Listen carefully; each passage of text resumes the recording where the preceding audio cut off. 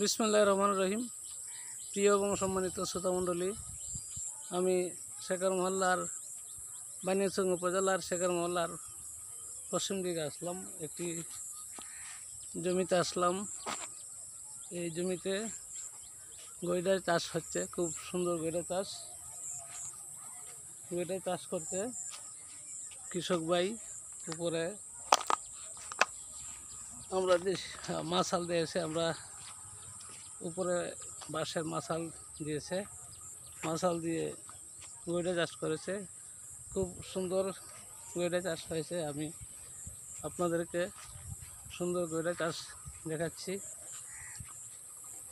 এভাবে যদি আমাদের দেশে ফলন হয় তাহলে আমাদের দেশ আশা করি উন্নত হবে।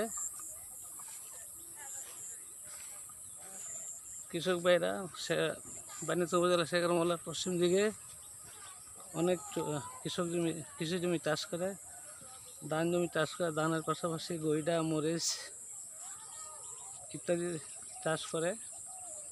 এবং শেখার মহল্লার পশ্চিম দিকে অনেক পুকুর রয়েছে, যে পুকুরগুলোতে মাছ চাষ করা হয়।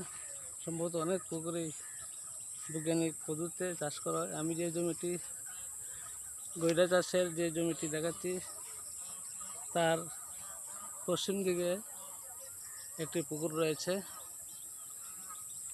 আপনাদেরকে আমি পুকুরটা দেখাচ্ছি, কিন্তু পুকুর বাউন্ডারি দেওয়া, কাজে পুকুরে প্রবেশ করা যাচ্ছে না। সবশেষে আমি আমার ভিডিও শেষ করতে যাচ্ছি। আপনাদেরকে আবারও সালাম জানাচ্ছি। আসসালামু আলাইকুম ওয়া রাহমাতুল্লাহি ওয়া বারাকাতুহু।